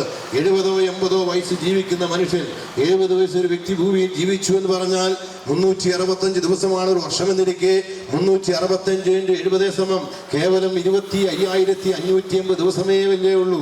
എന്നെ ശ്രദ്ധിക്കുന്ന സ്നേഹിത, ഇനി 80 വയസ്സ് ജീവിച്ചാലും 29,200 ദിവസമാണ് 80 വയസ്സെന്ന് പറയുന്നത്. ഇനി 100 വയസ്സ് ജീവിച്ചാലും 36,000 ദിവസമേ ഉള്ളൂ. അതിലും പകുതി നാം ഉറങ്ങിപ്പോകും. ആ 36,000 ദിവസം ജീവിക്കണമെങ്കിൽ ശൈശവം, ബാല്യം, കൗമാരം, യൗവനം, വാർദ്ധക്യം, ഈ 5 തലം എത്തിയിരിക്കണം. ഇന്ന് ഞാനൊന്ന് ചോദിച്ചോട്ടെ, എത്രയോ ചെറുപ്പക്കാരാണ് പെട്ടെന്ന് ഉള്ള അറ്റാക്കിലൂടെ, അതുപോലെ തന്നെ പെട്ടെന്നുള്ള അപകടത്തിലൂടെ പലവിധ രോഗങ്ങളുടെ മാറ്റപ്പെട്ടുകൊണ്ടിരിക്കുന്നത്. ഈ കോവിഡ് എന്ന മഹാമാരി വന്ന് പിടിച്ചപ്പോൾ എത്രയോ മനുഷ്യരാണ് മരിച്ചു വീണത്. എന്നെ ശ്രദ്ധിക്കുന്ന സ്നേഹിതന്മാരെ, യുദ്ധങ്ങളാൽ എത്രയോ ജനമാണ് മരിച്ചു മാറ്റപ്പെട്ടുകൊണ്ടിരിക്കുന്നത്. അങ്ങനെയെങ്കിൽ ഈ മരിച്ചു മാറ്റപ്പെട്ട മനുഷ്യൻ മരിച്ചാൽ വീണ്ടും ജീവിക്കുമോ? എന്തുകൊണ്ട് മനുഷ്യൻ മരിക്കുന്നു? ചോദിക്കൂ നിങ്ങൾ മതങ്ങളോട്. ഇന്നോളം ലോകത്ത് രചിക്കപ്പെട്ട ഏത് മതഗ്രന്ഥം വെച്ച് പരിശോധിച്ചാലും മനുഷ്യൻ മരിക്കുന്നു എന്ന് സംഭവിക്കും. എന്നാൽ എന്തുകൊണ്ട് മരിക്കുന്നു എന്ന് ഉത്തരം പറയാൻ കഴിഞ്ഞിട്ടില്ല. എന്നാൽ ദൈവഗ്രന്ഥമായി വിശുദ്ധ ബൈബിളിനോട് ചോദിച്ചാൽ സത്യഗ്രന്ഥം പറയുന്നുണ്ട് എന്തുകൊണ്ടാണ് ഒരു മനുഷ്യൻ മരിക്കുന്നത്, എന്തുകൊണ്ട് മനുഷ്യൻ മരിക്കുന്നു എന്ന് ചോദിച്ചാൽ റോമാലേഖനം 6-ാം അധ്യായത്തിന്റെ 23-ാം വാക്യത്തിൽ രേഖപ്പെടുത്തിയിരിക്കുന്നത് പാപത്തിന്റെ ശമ്പളമാണ് മരണം. മനുഷ്യൻ പാപിയായതുകൊണ്ടാണ് മരിക്കുന്നത്. അതുകൊണ്ട് എന്നെ ശ്രദ്ധിക്കുന്ന സ്നേഹിത, റോമാലേഖനം 5:12 പറയുന്നത് ഏക മനുഷ്യനാൽ പാപവും പാപത്താൽ മരണവും ലോകത്തിൽ കടന്നിരിക്കുന്നു. ഏക മനുഷ്യന്റെ മക്കളാണ് പ്രപഞ്ചത്തിലുള്ള സമസ്ത മനുഷ്യരും. അതുകൊണ്ടാണ് അപ്പോസ്തല പ്രവൃത്തി 17-ാം അധ്യായത്തിൽ 26-ാം വാക്യത്തിൽ പ്രകാരം രേഖപ്പെടുത്തിയിരിക്കുന്നു, ഒരുത്തിൽ നിന്ന് മനുഷ്യാദി ഒക്കെയും ഉളവാക്കിയിരിക്കുന്നു എന്നാണ് സത്യഗ്രന്ഥം രേഖപ്പെടുത്തിയിരിക്കുന്നത്. ചാതുര്യനും മായാശിഷ്ടവും ഭഗവത്ഗീത 4-ാം വാല്യം 16-ാം ശ്ലോകം പറയുമ്പോൾ ബൈബിൾ പറയുന്നത് പ്രകാരമാണ്, ഒരുത്തിൽ നിന്ന് മനുഷ്യാദി ഒക്കെയും ഉളവാക്കിയിരിക്കുന്നു. ദൈവത്തിന് ജാതി വ്യത്യാസമുണ്ടോ പ്രിയരെ? ദൈവത്തിന് ജാതി വ്യത്യാസം ഉണ്ടായിരുന്നെങ്കിൽ പറച്ചുപറ്റ പന്തിരുകുലം ഇവിടെ ഉണ്ടാകുമോ? വരരുചി എന്നൊരു ബ്രാഹ്മണന് ഒരു ഷണ്ടാളത്തി പെണ്ണിൽ ഒന്നിനു പുറകെ 12 കുട്ടികൾ എങ്ങനെ ജനിച്ചു? ദൈവത്തിന് കറുത്തവും വെളുത്തവും വ്യത്യാസമുണ്ടായിരുന്നുവെങ്കിൽ ലോക ടെന്നീസ് താരമായ ബോണീസ് ബക്കർക്ക് ആ സായിപ്പിനെ എങ്ങനെയാണ് ഒരു നീഗ്രോ വനിതയിൽ 3 കുട്ടികൾ ജനിച്ചത്? ദൈവത്തിന് ജാതിയില്ല, ദൈവത്തിന് മതമില്ല, വർണ്ണവർഗ വ്യത്യാസമില്ല, ഉച്ചനീച തട്ടുകളില്ലാത്ത ഒരേ ഒരു ദൈവം, ആ ജീവനുള്ള ഏകസത്യ ദൈവം, ആ യഹോവയായ ദൈവം, അസ്തിത്വമുള്ള ദൈവം, വ്യക്തിത്വമുള്ള ദൈവം, ആ ലോകത്തിന് അഥവാ ദൈവത്തിന്റെ സാരസത്തയെ ലോകത്തിന് വെളിപ്പെടുത്തുവാനാണ് മനുഷ്യ സൃഷ്ടി ചെയ്തത്. അതുകൊണ്ടാണ് ദൈവം പറഞ്ഞത്, നാം നമ്മുടെ സാദൃശ്യത്തിലും നമ്മുടെ സ്വരൂപത്തിലും മനുഷ്യനെ സൃഷ്ടിക്കും. അഥവാ ഉൽപ്പത്തി പുസ്തകം 1-ാം അധ്യായത്തിൽ 26-ാം വാക്യം വായിക്കുമ്പോൾ ദൈവം പറയുകയാണ്, നാം നമ്മുടെ സാദൃശ്യത്തിലും നമ്മുടെ സ്വരൂപത്തിലുമാണ് മനുഷ്യനെ സൃഷ്ടിക്കുന്നത്. മറ്റ് ജീവജാലം ഉണ്ടാകട്ടെ എന്ന് ഉച്ചാരണത്താൽ ഉണ്ടാക്കിയ ദൈവം മനുഷ്യനെ മാത്രം ദൈവ സാദൃശ്യത്തിലും ദൈവ സ്വരൂപത്തിലും സൃഷ്ടിച്ചപ്പോൾ തെസ്സലോനിക്കർക്ക് 1-ാം ലേഖനം 5-ാം അധ്യായം 23-ാം വാക്യം പറയുന്നത്, ഒരു മനുഷ്യൻ എന്ന് പറഞ്ഞാൽ ദേഹം, ദേഹി, ആത്മാവ്. ഒരു മനുഷ്യൻ. ദൈവം എന്ന് പറഞ്ഞാൽ പിതാവ്, പുത്രൻ, പരിശുദ്ധാത്മാവ്. ഒരു ദൈവം. ഇങ്ങനെ ഏക സത്യദൈവം മനുഷ്യനെ സൃഷ്ടിച്ചു. എന്നാൽ ആ മനുഷ്യൻ ദൈവത്തോട് പാപം ചെയ്തു. എന്താണ് ദൈവത്തോടുള്ള പാപം? ദൈവത്തോടുള്ള പാപം എന്ന് പറഞ്ഞാൽ പലരും മനസ്സിലാക്കിയിരിക്കുന്നത് മദ്യപാനം, പിടിച്ചുപറി, കൊലപാതകം, വ്യഭിചാരം എന്ന് വേണ്ട ഇങ്ങനെ അധാർമികമായിരിക്കുന്ന കാര്യങ്ങളെ കുറിച്ചാണ് പാപത്തെക്കുറിച്ച് നിർവചിക്കുന്ന മതങ്ങൾ. എന്നാൽ പാപം എന്ന് പറയുന്നത് ഇതെല്ലാം പാപത്തിന്റെ മൂത്തുകൊടുത്ത ഫലങ്ങളാണ്. പാപം എന്ന വൃക്ഷത്തിൽ അതാത് കാലഘട്ടങ്ങളിൽ ഭാഗമായിക്കൊണ്ടിരിക്കുന്ന മനുഷ്യ ജീവിതത്തിൽ അഥവാ പുറത്തേക്ക് വന്നുകൊണ്ടിരിക്കുന്ന പാപ സ്വഭാവങ്ങളാണ് നാം പറഞ്ഞതല്ല. എന്നാൽ പാപം എന്ന് പറഞ്ഞാൽ എന്താണ്? പാപം എന്ന് പറഞ്ഞാൽ ദൈവത്തെ വിശ്വസിക്കാത്ത മനുഷ്യൻ, ദൈവത്തെ അവിശ്വസിക്കുന്ന മനുഷ്യൻ, ദൈവമില്ല എന്ന് മൂഢന്റെ ഹൃദയത്തിൽ പറയുന്നു. ഈ കാണുന്ന പ്രപഞ്ചത്തെ സൃഷ്ടിച്ച ദൈവം, ആ ദൈവം ഇല്ല എന്ന് പറയുന്നതാണ് ഏറ്റവും വലിയ മൂഢത എന്ന് പറഞ്ഞിരിക്കുന്നത്. അതുകൊണ്ടാണ് അസ്തിത്വമുള്ള ദൈവം, വ്യക്തിത്വമുള്ള ദൈവം, ആ ദൈവം ഈ പ്രപഞ്ചം സൃഷ്ടിച്ചു എന്ന യാഥാർത്ഥ്യം അംഗീകരിക്കാതെ, ആ ദൈവം മനുഷ്യനെ സൃഷ്ടിച്ചു എന്ന സത്യം മനസ്സിലാക്കാതെ ഈ ഭൂമിയിൽ ജീവിക്കുന്ന മനുഷ്യനെ സംബന്ധിച്ചിടത്തോളം ആ മനുഷ്യനെയാണ് അഥവാ ദൈവത്തോട് മത്സരിയായി തീർന്ന ദൂതൻ ലൂസിഫറെ സംബന്ധിച്ചിടത്തോളം സർവത്തെയും ഭരിക്കുവാൻ അവകാശം കൊടുത്ത, അധികാരം കൊടുത്ത ദൈവത്തിന്റെ പ്രതിനിധിയായ മനുഷ്യൻ, ആ മനുഷ്യനെ വഞ്ചിക്കുവാൻ തക്കവണ്ണം അവൻ ദൈവത്തെ അവിശ്വസിക്കാൻ ആ പിശാച് അവനെ പരിശീലിപ്പിക്കുകയാണ് ചെയ്തത്. ആ പിശാച് വന്ന ആദ്യം അവനോട് പറഞ്ഞ വാക്ക്, ഒന്നാമത്തെ കാര്യം ദൈവം പറഞ്ഞു, ഉൽപ്പത്തി പുസ്തകം 2-ാം അധ്യായത്തിന്റെ 17-ാം വാക്യത്തിൽ പറയുന്നത്, നിങ്ങൾക്ക് ഈ പ്രപഞ്ചത്തിലുള്ള ഈ തോട്ടത്തിലുള്ള സമസ്ത വൃക്ഷങ്ങളുടെയും ഫലം ഭക്ഷിക്കാം, പക്ഷേ നിങ്ങൾ നന്മ തിന്മകളെ കുറിച്ചുള്ള അറിവിന്റെ വൃക്ഷത്തിന്റെ ഫലം തിന്നരുത്, തിന്നുന്ന നാൾ നീ മരിക്കുമെന്നാണ് പറഞ്ഞത് എന്ന് പറയും. ദൈവം ഒരു നിബന്ധന വെച്ചു പ്രിയരെ. എന്നാൽ ദൈവം പറഞ്ഞു, വൃക്ഷഫലം തിന്നുന്ന നാൾ നീ മരിക്കും. എന്നാൽ ഇവിടെ പറയുകയാണ്, ലൂസിഫർ എന്ന സാത്താൻ എന്ന് പറഞ്ഞത്, നീ വൃക്ഷഫലം തിന്നാൽ ദൈവത്തെ പോലെയാകും, നിന്റെ കണ്ണു തുറക്കും, നീ പ്രപഞ്ച സൃഷ്ടാവായ ദൈവത്തെ നിനക്ക് കാണുവാൻ കഴിയുമെന്നാണ് പറഞ്ഞത്. എന്നെ ശ്രദ്ധിക്കുന്ന സ്നേഹിത, നമ്മുടെ എല്ലാം പൂർവ്വപിതാവായ ആദാം ദൈവത്തെ അവിശ്വസിച്ചു. അതുകൊണ്ടാണ് മരിക്കുമെന്ന് ദൈവം പറഞ്ഞ ആ കാണുവാൻ നല്ലതും തിന്മാൻ ഭംഗിയുള്ളതെന്നും ഇത്രമാത്രം അഥവാ മോഹം ജനിച്ചിട്ട് ആ ഹവ്വായെ സംബന്ധിച്ചിടത്തോളം ഹവ്വ അത് വർജ്ജു ഭക്ഷിച്ചു. അവിടെ കൊണ്ട് തീർന്നില്ല, ആദാമിനും കൊടുത്തു. അങ്ങനെ ദൈവത്തെ അവിശ്വസിച്ചു. ദൈവത്തെ അവിശ്വസിച്ചപ്പോൾ അവിടെ ഒരു മരണം സംഭവിച്ചു. എന്താണ് മരണം? ആത്മീയമായ മരണമാണ് സംഭവിച്ചത്. ആത്മാവായ ദൈവവും ആത്മാവുള്ള മനുഷ്യൻ തമ്മിൽ വേർപിരിഞ്ഞതാണ് പ്രിയരെ. ആത്മീയ മരണം എന്ന് പറയുന്നത്. ആ മനുഷ്യൻ 930 വയസ്സ് വരെ ജീവിച്ചിരുന്നു. അതുകൊണ്ടാണ് എന്നെ ശ്രദ്ധിക്കുന്ന സ്നേഹിത, ഈ ഭൂമിയിൽ നിന്ന് ജനിച്ചിരിക്കുന്ന സമസ്ത മനുഷ്യരും ഒരുപോലെ പാപികളാണ്.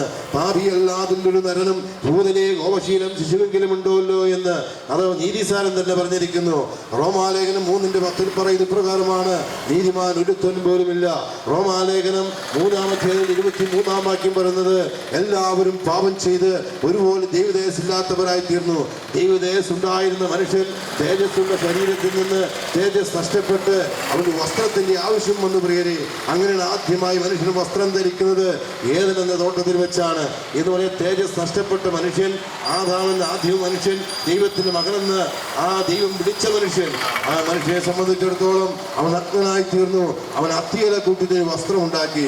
എന്നെ ശ്രദ്ധിക്കുന്ന സ്നേഹിതന്മാരെ, ഇന്നത്തെ മതങ്ങളുടെ പിന്നാമ്പുറമാണ് അവിടെ കാണുന്നത്. എന്ന് പറഞ്ഞാൽ മതങ്ങളുടെ ആരംഭം, മതമെന്ന ആശയം, മതമെന്ന വാക്ക് അഥവാ യഥാർത്ഥത്തിൽ നെടുണ്ടു രേഖപ്പെടുത്തിയിരിക്കുന്നത് അഭിപ്രായമെന്നാണ്. അതുകൊണ്ടാണ് ദൈവം മുമ്പാകെ നിൽക്കുവാൻ, ദൈവത്തിന് മുമ്പാകെ നീതീകരിക്കുവാൻ വേണ്ടി മനുഷ്യൻ സ്വന്തം കണ്ടുപിടിച്ച അഭിപ്രായമാണ് അത്തിയില കൂട്ടത്തിന് വസ്ത്രം ഉണ്ടാക്കുക. എന്നാൽ സൂര്യൻ ഉദിച്ചപ്പോൾ അത് മങ്ങിപ്പോയി. എന്നതുപോലെ തന്നെ എന്നെ ശ്രദ്ധിക്കുന്ന സ്നേഹിത, ഈ ലോകത്തുള്ള ഏത് മതത്തെയും നിങ്ങൾ എടുത്ത് പരിശോധിച്ചോ, മതങ്ങളിൽ ഏറ്റവും വലിയ മതമല്ലേ ക്രിസ്തു മതം.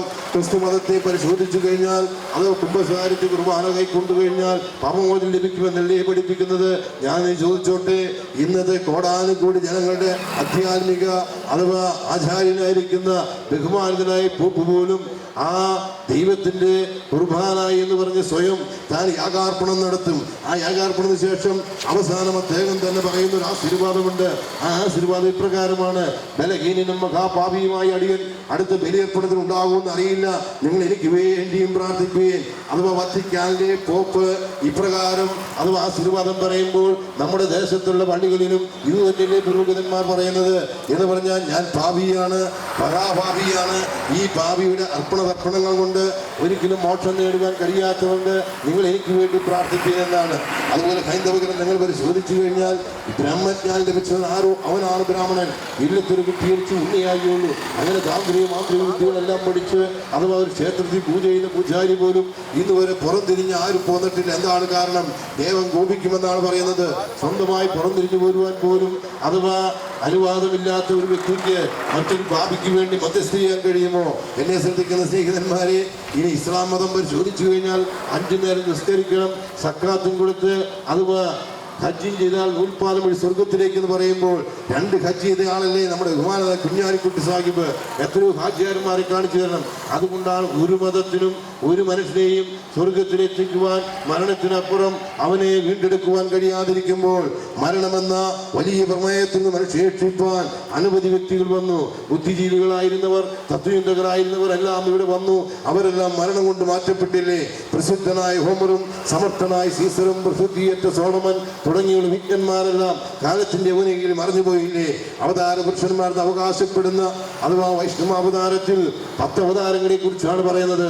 മത്സ്യക്കൂർവരാഗസ്യ നരസിംഹസ്യ വാമന രാമോ രാമച്ച കൃഷ്ണകൽക്കി ജനാർദ്ദന. 10 അവതാരത്തിൽ 9ാമത്തെ അവതാരം കൃഷ്ണ ഭഗവാനും വന്ന് വേടന്റെ അമ്പേറ്റ് കാലപുരിയിലേക്ക് പോയെന്ന് ഞാനല്ല പറഞ്ഞത്. ഭാഗവതം 10ാം സ്കന്ധം എഴുതി വെച്ചിരിക്കും. 3-ാം നാൾ ഉയർത്തെഴുന്നേക്കും.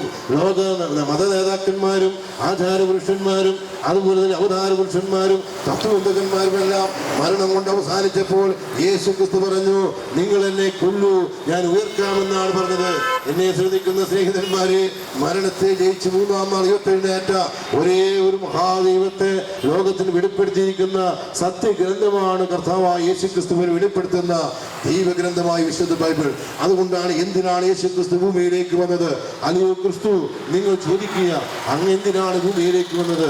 അങ്ങ് എന്തിന് ഭൂമിയിലേക്ക് വന്നു എന്ന് ചോദിച്ചാൽ കർത്താവായ യേശു ക്രിസ്തു പറഞ്ഞത് ഇപ്രകാരമാണ്, പരിത്രാണായ ദുഷ്കൃത, പാപികളെ രക്ഷിപ്പാൻ ലോകത്ത് വന്നുവെന്ന് അവകാശപ്പെട്ടുകൊണ്ട് ഈ പ്രപഞ്ചത്തിന് ഇന്ന് വരെ പാപത്തിന്റെ മരണത്തിൽ നിന്ന് രക്ഷിപ്പാൻ, നരകത്തിന്റെ ഭയാനകത രക്ഷിപ്പാൻ, മനുഷ്യന് ജീവൻ കൊടുക്കുവാൻ ഭൂമിയിലേക്ക് അവതരിച്ചു വന്ന ഏക അവതാര പുരുഷനാണ് കർത്താവായ യേശു ക്രിസ്തു. മറ്റവതാര പുരുഷന്മാരോട് നിങ്ങൾ ചോദിക്കുക, നിങ്ങൾ എന്തിനാണ് വന്നത്? അവരെല്ലാം പറയുന്ന ഇപ്രകാരമാണ്, പരിത്രാണായ സാധൂനാം വിനാശായ ചതുഷ്കൃത.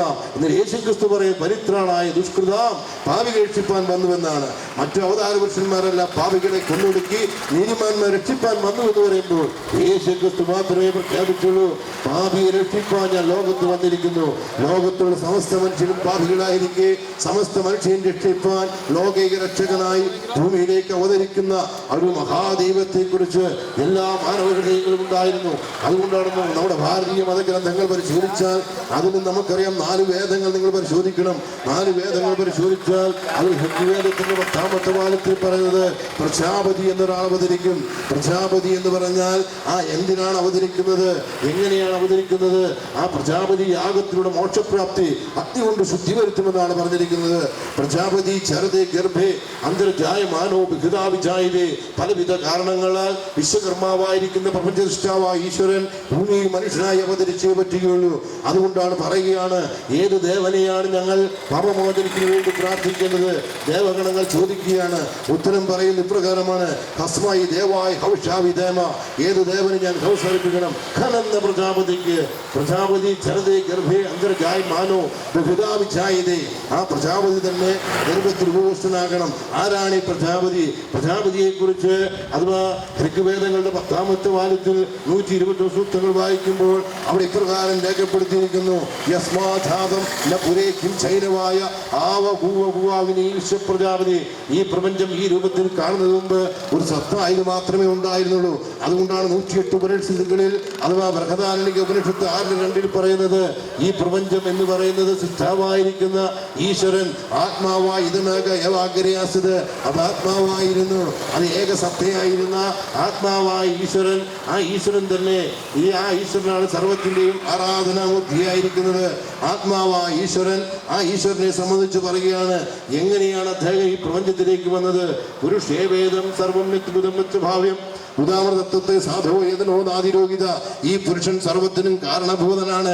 ഉണ്ടാകട്ടെ എന്ന് ഉച്ചാരണത്താൽ പ്രപഞ്ചത്തെ സൃഷ്ടിച്ചവൻ. അതുകൊണ്ടാണ് ബൈബിൾ പറയുന്നത്, ആദിയിൽ വചനം ഉണ്ടായിരുന്നു, വചനം ദൈവത്തോട് കൂടെയായിരുന്നു, വചനം ദൈവമായിരുന്നു, അവൻ മുഖാന്തരം സർവ്വമായി ഉളവായതൊന്നും അവനെ കൂടാതെ ഉളവായതല്ല.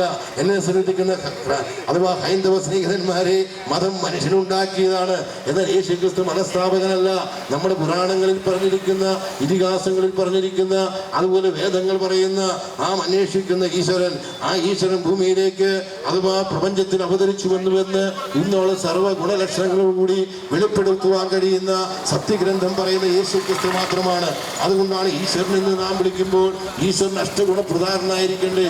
ഈശ്വരൻ എന്ന് പറഞ്ഞാൽ അണിമ മഹിമ ചൈവ ലിഗിമ ഗിരിമ തഥൈ ഈശത്വം വശുത്വം പ്രകാശമേവച്ച അഷ്ടഗുണങ്ങൾ ഉണ്ടായിരിക്കണം.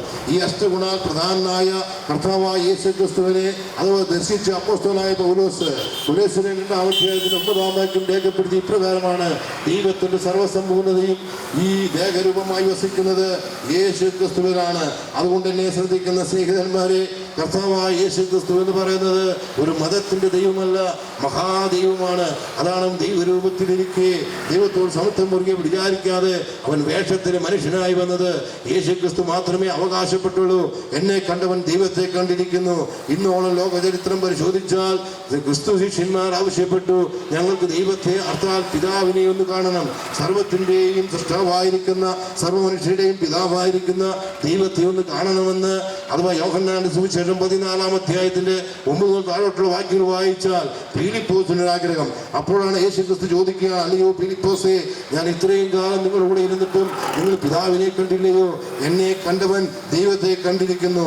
ഇന്ന് വരെ ലോക ചരിത്രത്തിൽ എന്നെ കണ്ടവൻ ദൈവത്തെ കണ്ടിരിക്കുന്നുവെന്ന് പ്രഖ്യാപിച്ച ഒരു പുരുഷവിശേഷമുണ്ടെങ്കിൽ അവനാണ് ഞാൻ പ്രസംഗിക്കുന്ന, ബൈബിൾ പ്രഖ്യാപിക്കുന്ന കർത്താവായ യേശുക്രിസ്തു. എന്താണ് യേശുക്രിസ്തുവിന്റെ ശരീരം എന്ന് പറയുന്നത്? ജഡാവതാരം നടന്നത് അഥവാ കന്യകയായ മറിയ, ആ വിവാഹ നിശ്ചയം കഴിഞ്ഞ കന്യകയായ മറിയയിൽ അഥവാ ഇപ്രകാരമാണ് ഗബ്രിയേൽ ദൂതൻ അറിയിക്കുന്നത്, മറിയമേ, നിനക്ക് ദൈവത്തിന്റെ കൃപ ലഭിച്ചിരിക്കുന്നു. ഇത് എന്തോ ഒരു വന്ദനമെന്നാണ് ആ സ്ത്രീയത്നം ചോദിച്ചത്. കാരണം ഇന്ന് വരെ പുരുഷനെ അറിയാൻ ഒരു ശിശു ജനിക്കുക അസാധ്യമാണ്. എന്നാൽ ദൂതൻ പറയുകയാണ്, ദൈവത്തിന്റെ കാര്യവും അസാധ്യമല്ല. ദൈവത്തിന്റെ പരിശുദ്ധാത്മാവ് നിന്റെ മേൽ വരും, അത്യുന്നത ശക്തി നിന്റെ മേൽ നിഴലിടും. അപ്പോൾ ഉത്ഭവിക്കുന്ന വിശുദ്ധ പ്രജ ദൈവത്തിൽ വിളിക്കപ്പെടും. പിതാവ്, പുത്രൻ, പരിശുദ്ധാത്മാവെന്ന് 3 ആളത്വങ്ങളിൽ ഏകത്വമായി വസിക്കുന്ന ഏക ആത്മസത്യയായ ദൈവം അഥവാ ശരീരമെടുത്ത് ഭൂമി ഭൂമിയിലേക്ക് അവതരിച്ചു വന്നതാണ് കർത്താവായ യേശു ക്രിസ്തു. അതുകൊണ്ടാണ് എന്നെ കണ്ടവൻ പിതാവിനെ കണ്ടിരിക്കുന്നു എന്ന് പറയുന്നത്. എന്നെ ശ്രമിക്കുന്ന അതോ ഇസ്ലാം സഹോദരന്മാരെ, നിങ്ങൾ ഖുർആൻ ഒന്ന് പരിശോധിച്ചു നോക്കുക. 114 സൂറത്ത് വിരുദ്ധമായി ഖുർആൻ 6666 വാക്യങ്ങളുടെ ഖുർആൻ. ആ ഖുർആനിൽ തന്നെ 4-ാം സൂറത്ത് 3-ാം സൂറത്ത് 140 ആയത്തുകൾ വായിക്കുമ്പോൾ അവിടെ രേഖപ്പെടുത്തിയിരിക്കുന്നത് ഇപ്രകാരമാണ്: അള്ളാഹയുടെ റൂഹിനാലും കൽമയാലും കൽമത്തുള്ളയാൽ പുരുഷബന്ധം കൂടാതെ ഈസാ ജനിക്കുമെന്നാണ് അവരും ആഗ്രഹിച്ച് എഴുതി വെച്ചത്. എന്നെ ശ്രദ്ധിക്കുന്ന സ്നേഹിതന്മാരെ, ഇങ്ങനെ ഏതൊരു ഗ്രന്ഥമെടുത്ത് പരിശോധിച്ചാലും പ്രപഞ്ചത്തിൽ ഇന്നോളം വെളിപ്പെട്ട ദൈവമുണ്ടെങ്കിൽ അവനാണ് കർത്താവായ യേശു ക്രിസ്തു. അതുകൊണ്ടാണ് യേശു ക്രിസ്തു ഭൂമിയിലേക്ക് അവതരിച്ചു വന്നപ്പോൾ ഇപ്രകാരമാണ് ഗബ്രിയേൽ ദൂതൻ പ്രഖ്യാപിച്ചത്: സർവ്വജനത്തിനുണ്ടാകുവാണ് മഹാസന്തോഷം, ഞാൻ നിങ്ങളുടെ സുവിശേഷിക്കുന്നു. കർത്താവായ ക്രിസ്തു എന്ന രക്ഷിതാവ് ഇത് നിങ്ങൾക്ക് വേണ്ടി ബെത്ലഹേമിൽ ജനിച്ചിരിക്കുന്നു. എന്താണ് സർവ്വജനത്തിന്റെയും ദുഃഖം? മരണം. ജീവിച്ച് കൊതി തീരാത്ത മനുഷ്യൻ. ആ മനുഷ്യൻ പെട്ടെന്ന് മരണമെന്ന 3 അക്ഷരത്തിന്മേൽ അമ്പേ പരാജയപ്പെട്ടു പോകുന്നു. ഈ മനുഷ്യൻ മരിച്ചാൽ വീണ്ടും ജീവിക്കുമോ? ഇനി ഒരു ജീവിതമുണ്ടോ? ഈ ചോദ്യത്തിന് ഉത്തരം കൊടുക്കുവാൻ കഴിയാതെ അഥവാ കണ്ടെത്തുവാൻ പരിശ്രമിക്കുന്ന മനുഷ്യനോട് യേശു ക്രിസ്തുവാണ് പറഞ്ഞത്: കല്ലറയിലുള്ള ദൈവത്തിന്റെ ശബ്ദം കേൾക്കുകയും അവരെല്ലാം ഉയർക്കുന്ന നാഴിക വരുന്നു, വന്നുമിരിക്കുന്നുവെന്ന് പ്രപഞ്ചത്തിൽ പറഞ്ഞ മരണത്തെ ജയിച്ച് ഉയർത്തെഴുന്നേറ്റ യേശു ക്രിസ്തുവാണ്. അതുകൊണ്ടാണ് യേശു ക്രിസ്തു എന്തിനാണ് ഭൂമിയിൽ വന്നത്? ഒന്ന്, സമയക്കുറവ് കൊണ്ട് ഞാൻ പറയുകയാണ്. പ്രപഞ്ച സൃഷ്ടാവായ ഈശ്വരൻ മനുഷ്യനായി ഭൂമിയിൽ വെളിപ്പെട്ട് സത്യദൈവത്തെ ലോകത്തിന് വെളിപ്പെടുത്തി. 2, കർത്താവായ യേശു ക്രിസ്തു ഈ ഭൂമിയിലേക്ക് വന്നത് പാപിയെ രക്ഷിക്കാനത്രേ. പാപിയായ മനുഷ്യൻ പാപത്തിൽ മരിച്ചാൽ പാതാളത്തിനാടായി അഥവാ ഭയാനകമായ ന്യായവിധിയിലൂടെ അന്ത്യന്യായവിധിയുടെ നിത്യനരകത്തിലേക്ക് പോകേണ്ടി വരും. ആ നിത്യനരകത്തിൽ നിന്ന് രക്ഷിപ്പാനായി ദൈവത്തോട് ദൈവമായിരിക്കെ ദൈവത്തോട് സമത്വം മുറുകെപ്പിടി വിചാരിക്കാതെ സർവാരാധനായ ദൈവം, മാലാഖമാരാൽ ആരാധനായ ദൈവം, അവൻ വേഷത്തിൽ മനുഷ്യനായി പോരാ. അവൻ പാപജടത്തിന്റെ സാദൃശ്യത്തിൽ ഒരു പച്ച മനുഷ്യനായി ഭൂമിയിലേക്ക് പാപമില്ലാത്തവനായി ഈ പ്രപഞ്ചത്തിൽ അവതരിച്ചു. ഈ പ്രപഞ്ചത്തിൽ കർത്താവായ യേശു ക്രിസ്തു 33.5 വയസ്സ് വരെ മനുഷ്യരോടുകൂടി ജീവിച്ചില്ലേ പ്രിയരെ? അതിൽ 3.5 വർഷക്കാലം അവന്റെ പരസ്യ പ്രവർത്തന കാലഘട്ടം പരിശോധിച്ചാൽ യേശു ക്രിസ്തു പഠിപ്പിച്ചതുപോലെ ഒരു മത നേതാവും പഠിപ്പിച്ചിട്ടില്ല. ഇവിടെയുള്ള മോശ, എബ്രായ അഥവാ നേതാവായിരിക്കുന്ന യഹൂദ മതത്തിന്റെ ന്യായപ്രമാണ ദാതാവായിരിക്കുന്ന മോശ, ആ മോശയെ എന്താണ് പഠിപ്പിച്ചത്? മോശ പഠിപ്പിച്ചതാണ്ട് ഇന്നും ലോകത്ത് യഹൂദനടക്കമുള്ള ഇസ്ലാമിൽ അടക്കമുള്ള ആളുകളിൽ ചെയ്തുകൊണ്ടിരിക്കുന്നത്. കണ്ണിന് കണ്ണ്, പല്ലിന് പല്ല്, തല്ലിന് തല്ല്, കൊല്ലിന് കൊല്ല്. ഇതല്ലേ? നിന്റെ കണ്ണ് അവന് കളഞ്ഞാൽ നീ അവന്റെ നിന്റെ കണ്ണ് അവൻ ഒരു കണ്ണ് കളഞ്ഞാൽ നീ അവന് 2 കണ്ണ് കളയണം. അവൻ നിന്റെ കൈ വെട്ടിയാൽ നീ അവന്റെ കൈ വെട്ടണം. അവൻ നിന്റെ കാല് വെട്ടിയാൽ നീ അവന്റെ കാല് വെട്ടണം. അവൻ നിന്നെ കൊന്നാൽ അവനെ തിരിച്ചു കൊല്ലണം. ഇതല്ലേ മോശ പഠിപ്പിച്ചത്? ഇനി അവതാര പുരുഷന്മാരെ കുറിച്ച് പറഞ്ഞാൽ അവതാര പുരുഷന്മാർ എന്താണ് പഠിപ്പിച്ചത്? കർമ്മകാണ്ഡം ഇതാകിയാൽ, ജ്ഞാനകാണ്ഡം ഇതാകിയാൽ, യോഗകാണ്ഡം ഇതാകിയാൽ, ഇടുക്കൂ ഗാണ്ഡ്യൂ തുടുക്കൂ വസ്ത്രം അരിയൂ തല ചൊരിയൂ ചോര. ഇതല്ലേ ഇവിടെ ഭഗവത്ഗീതയിലും പഠിപ്പിച്ചത്? എന്നെ ശ്രദ്ധിക്കുന്ന പ്രിയ സ്നേഹിതന്മാരെ, എന്നാൽ യേശു ക്രിസ്തു അങ്ങനെയല്ല പഠിപ്പിച്ചത്. യേശു ക്രിസ്തു പഠിപ്പിച്ചത് നിന്റെ ശത്രുവിന് വിശന്നാൽ തിന്മാൻ കൊടുക്കുക, ശത്രുവിനെ സ്നേഹിക്കുക, ശത്രുവിനെ അനുഗ്രഹിക്കുക, അവന് വേണ്ടി പ്രാർത്ഥിക്കുക. എന്നെ ശ്രദ്ധിക്കുന്ന സ്നേഹിത, ശത്രുവിനെ സ്നേഹിക്കാൻ പഠിപ്പിച്ച ഒരു ഗുരുവരനുണ്ടെങ്കിൽ, പഠിപ്പിച്ച ഒരു മഹിമാധരനുണ്ടെങ്കിൽ അവനാണ് കർത്താവായ യേശു ക്രിസ്തു. അതുകൊണ്ടാണ് ക്രിസ്തു ശിഷ്യന്മാർ ഇത്രമാത്രം മതങ്ങളാലും രാഷ്ട്രീയ നേതാക്കന്മാരാലും വേട്ടയാടപ്പെട്ടിട്ടും എന്തുകൊണ്ട് ഞങ്ങൾ ആയുധം എടുക്കുന്നില്ല എന്ന് ചോദിച്ചാൽ ഞങ്ങളുടെ ഗുരുവരനായ കർത്താവായ യേശു ക്രിസ്തു പറഞ്ഞത് വാളെടുക്കുന്നവർ വാളാൽ അവസാനിക്കുമെന്നാണ്. ഇന്ന് ലോകത്ത് സംഭവിച്ചുകൊണ്ടിരിക്കുകയല്ലേ? ലോകത്ത് നടക്കുന്ന യുദ്ധങ്ങളെല്ലാം കാരണം അതല്ലേ? എന്നെ ശ്രദ്ധിക്കുന്ന സ്നേഹിത, സമാധാന പ്രഭുവായ ക്രിസ്തു മാനവരാശി രക്ഷകനായി ഭൂമിയിൽ അവതരിച്ച് ഇന്നോളം ക്രിസ്തു പ്രഖ്യാപിച്ചതുപോലെ ആരും പ്രഖ്യാപിച്ചിട്ടില്ല പ്രിയരെ. യേശു ക്രിസ്തു പറഞ്ഞു, ഞാൻ സ്വർഗത്തിൽ നിന്ന് ഇറങ്ങി വന്ന ജീവന്റെ അപ്പമാകുന്നു, എന്നെ ഭക്ഷിക്കുന്നവൻ എന്നാൽ ജീവിക്കുമെന്നാണ് പറഞ്ഞത്. യേശു ക്രിസ്തു പറഞ്ഞു, ഞാൻ ലോകത്തിന്റെ പ്രകാശമാകുന്നു, എന്നിൽ നടക്കുന്നവൻ ജീവന്റെ വെളിച്ചത്തിൽ നടക്കും. എന്നെ ശ്രദ്ധിക്കുന്ന സ്നേഹിതന്മാരെ, യേശു ക്രിസ്തു പറഞ്ഞു, ഞാൻ യഥാർത്ഥ വാതിലാകുന്നു. യേശു ക്രിസ്തു പറഞ്ഞു, ഞാൻ നല്ല ഇടയനാകുന്നു, നല്ല ഇടയൻ ആടുകൾക്ക് വേണ്ടി ജീവനെ കൊടുക്കുന്നു. യേശു ക്രിസ്തു പറഞ്ഞു, ഞാൻ സ്വർഗത്തിൽ നിന്ന് ഇറങ്ങി വന്നവനാണ്, സ്വർഗത്തിലെ ജീവന്റെ അപ്പമാണ്. എന്നെ ശ്രദ്ധിക്കുന്ന സ്നേഹിതന്മാരെ, യേശു ക്രിസ്തു പറഞ്ഞു, ഞാൻ തന്നെ വഴിയും സത്യവും ജീവനുമാകുന്നു, എന്നിലൂടെ അല്ലാതെ ആരും പിതാവിന്റെ എടുക്കുന്നില്ല.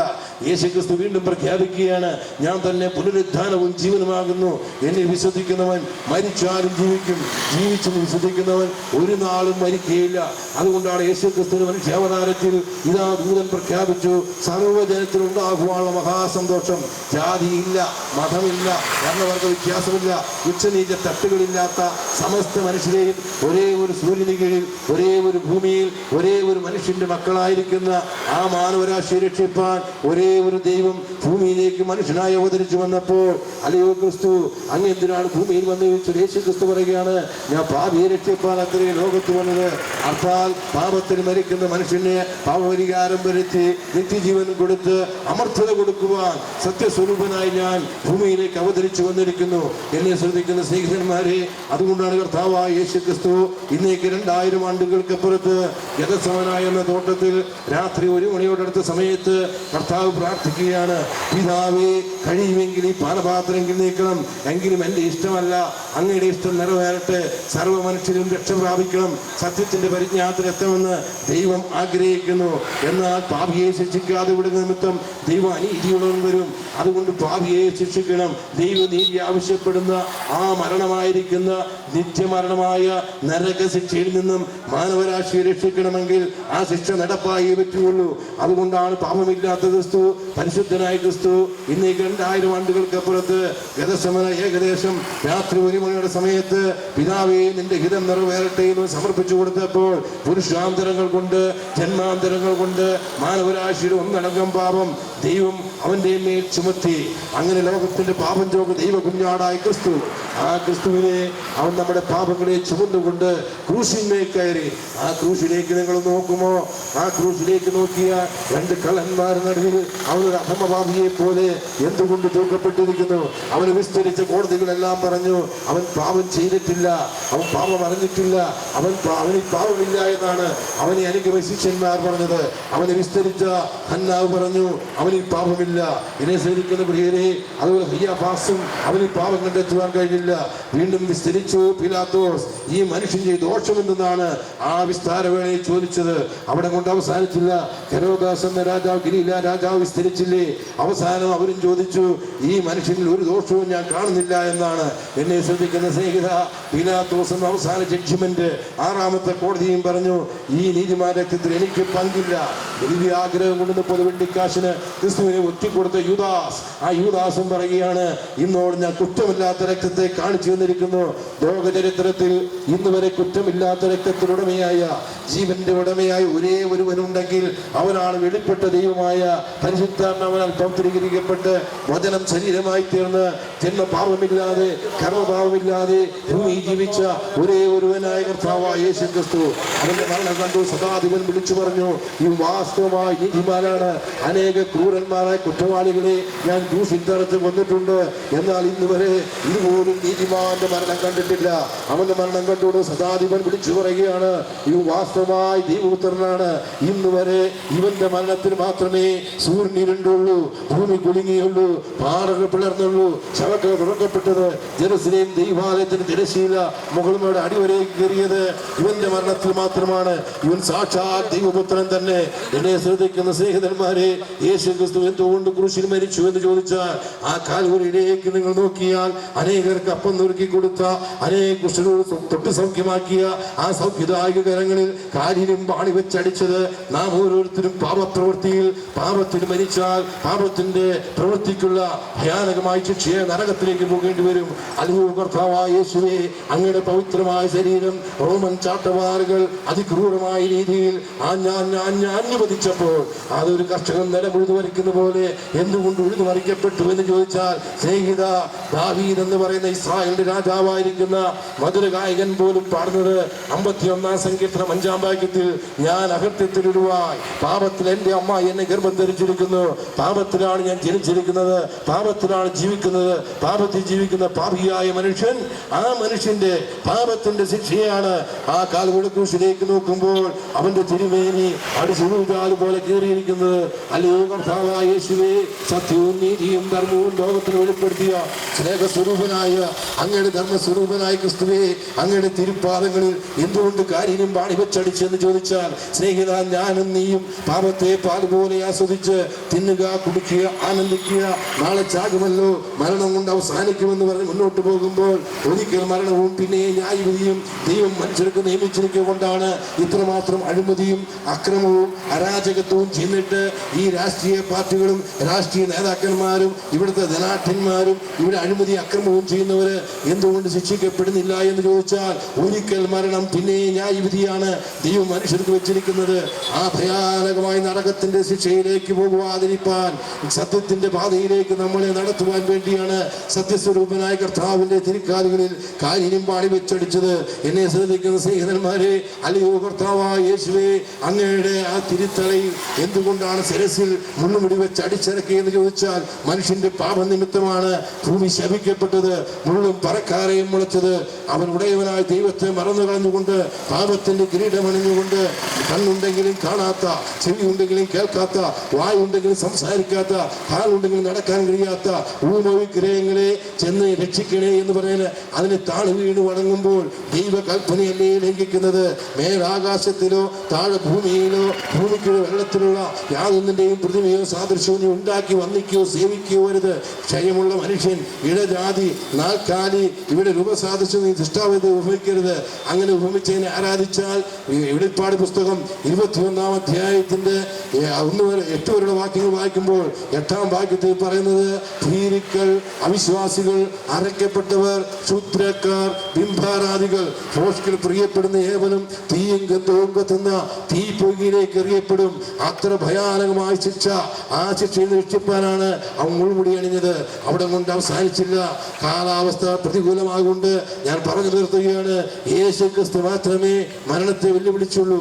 അതുകൊണ്ടാണ് എൻ്റെ ജീവനെ കൊടുപ്പാൻ, തിരികെ പ്രാപിപ്പാൻ എനിക്ക് അധികാരമുണ്ടെന്ന് പറഞ്ഞ ജീവന്റെ ഉടയവനായ ക്രിസ്തു തന്റെ ജീവൻ കാൽവരിയിൽ നമുക്ക് പകരമായി കൊടുത്ത് മരണം സ്വയം ഭരിച്ച് മരണാധികാരിയെ പിശാചിനെ തന്റെ മരണത്താൽ നീക്കി അവൻ 3-ാം നാൾ ഉയർത്തെഴുന്നേറ്റിരിക്കുന്നു. ലോക ചരിത്രത്തിൽ മനുഷ്യൻ മരിച്ചാൽ വീണ്ടും ജീവിക്കുമോ എന്ന ചോദ്യത്തിന് ഉത്തരം കൊടുക്കാൻ കഴിയുന്ന ഒരേ ഒരുവൻ, അവനാണ് കർത്താവായ യേശു ക്രിസ്തു. ആ കർത്താവായ യേശു ക്രിസ്തു ഇതാ കാൽവരിയുടെ ക്രൂശിൽ നമുക്ക് വേണ്ടി പാപപരിഹാരം വരുത്തി മരിച്ചടക്കപ്പെട്ട് ഉയർത്തെഴുന്നേറ്റ് ജീവിക്കുന്നു. ഈ ക്രിസ്തുവിനെ ഇന്ന് നിങ്ങൾ സ്വീകരിച്ചാൽ നിങ്ങൾക്ക് നിത്യജീവൻ.